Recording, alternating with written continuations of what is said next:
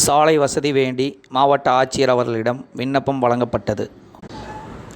வணக்கம். வெள்ளாங்கோவில் ஊராட்சி எல்லப்பாளையம் வழியாக ராஜீவ் நகர், பெருமாகோவில் புதூர் மற்றும் நரியம்பள்ளம் வழியாக காவேரி பாளையம் கோபி இணைப்புச் சாலை மிகவும் மோசமான நிலையில் உள்ளது. சுமார் 2 கிலோமீட்டர் அளவிற்கு அமைந்துள்ள இணைப்புச் சாலை முற்றிலும் பலத்த சேதமடைந்துள்ளது. இந்த சாலையை நம்பி வெள்ளாங்கோவில் சுற்று வட்டாரத்தில் சுமார் 6000க்கும் மேற்பட்ட பொதுமக்கள் கோபி செல்ல இது பிரதான சாலையாகவும், விவசாய விளை பொருட்களை தினசரி மார்க்கெட் கொண்டு செல்லும் சாலையாகவும் உள்ளது. சாலையானது 3 ஆண்டுகளாக பழுதடைந்த நிலையில் மக்கள் பயன்படுத்தி வருகின்றன. சாலையில் பல இடங்களில் 1 அடிக்கு மேல் பள்ளம் ஏற்பட்டுள்ளது.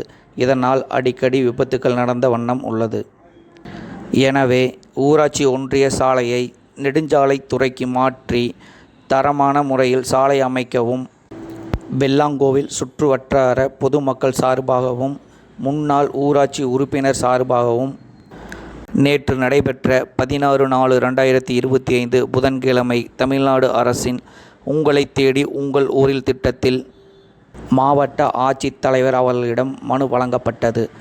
மேலும் மனுவை பெற்றுக்கொண்ட மாவட்ட ஆட்சித்தலைவர் அவர்கள் நேரில் சாலையின் உண்மைத்தன்மையை கேட்டு அறிந்தார். மேலும் உடனடியாக நடவடிக்கை எடுக்கப்படும் எனவும் கூறி மனுவை பெற்றுக்கொண்டார். நன்றி, வணக்கம்.